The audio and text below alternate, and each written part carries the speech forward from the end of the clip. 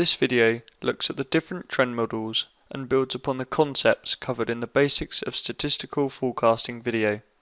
The shape of the underlying trend for any product is strongly related to where the product is in its product life cycle. Suitable trend models for each stage are as follows. The introduction phase often shows an exponential trend. The growth stage will usually show a linear trend. As products approach maturity, a modified exponential or S-curve usually describes the underlying trend. After that, a period of no growth will usually follow, where weighted averages are best for measuring trend values. As the product approaches decline, an exponential trend will usually be the best model for forecasting purposes. Judgment on the current stage in the product life cycle is best made using the expert knowledge of product managers.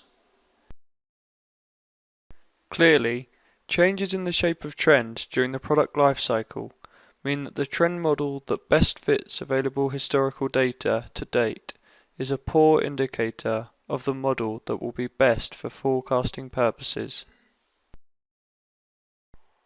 We will now look at the different trend models available in statistical forecasting. First, we should select the relevant data files and items to be included. It's best to use a predefined package here.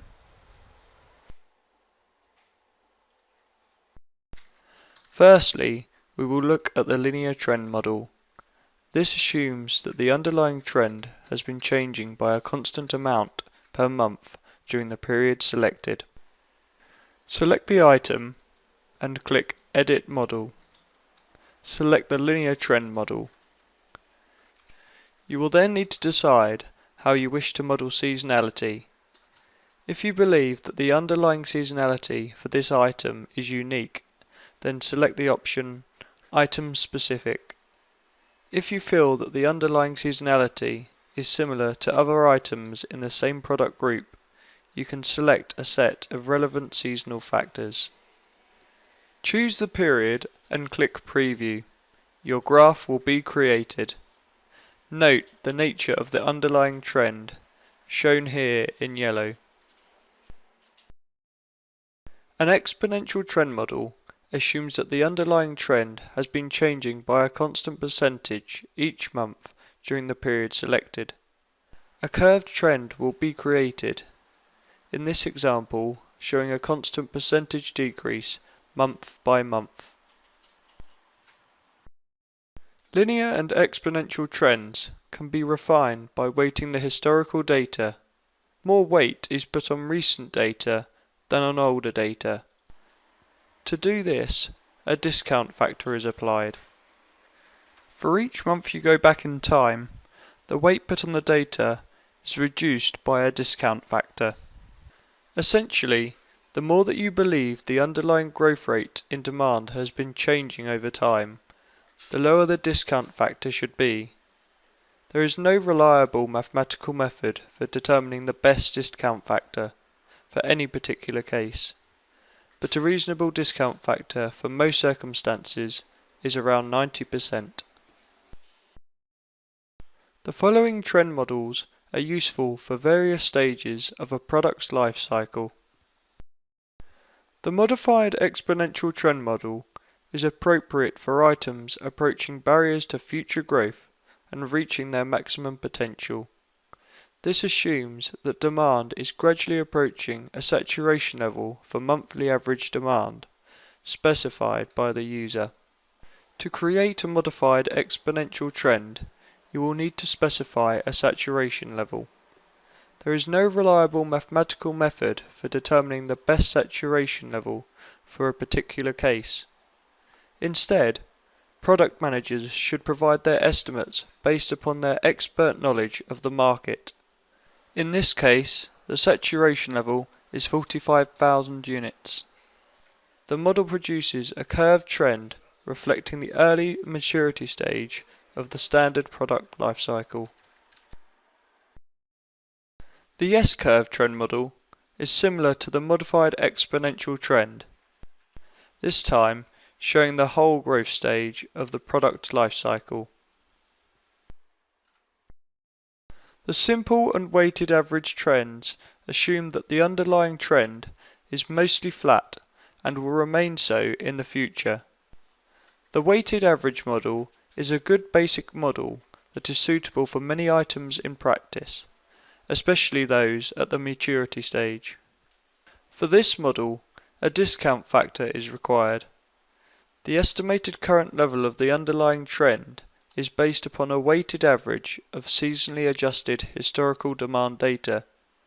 This approach generally produces more reliable forecasts than simple exponential smoothing. User-specified trend models give you complete control over the creation of your statistical trend graphs. These forecasts are used if you have little or no historical data, yet still wish to make a forecast. First, select the user-specified trend model required. Then select the seasonal factors used to phase forecasts by month. Enter the start period for the trend, the initial value, and growth parameter. This will produce a forecast based on the specified parameters. If necessary, you can then change the forecast using the graphical adjustment toolbar. Regardless of which trend model is being used, the basic process is the same. Firstly, IFP will fit the selected model to seasonally adjusted data for the selected period. Monthly forecasts are then calculated by projecting the fitted trend model into the future, and then applying the selected seasonal factors. There are several steps to producing the best quality forecast using statistical forecasting.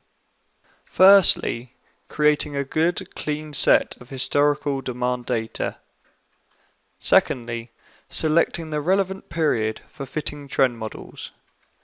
Next, deciding which level of detail to use in the creation of forecast models, for example to build models using SKU level data or using product group total data. Then you must decide whether to use individual item or group-based seasonal factors. Finally, you should select a trend model which is likely to produce the best estimate of future trends.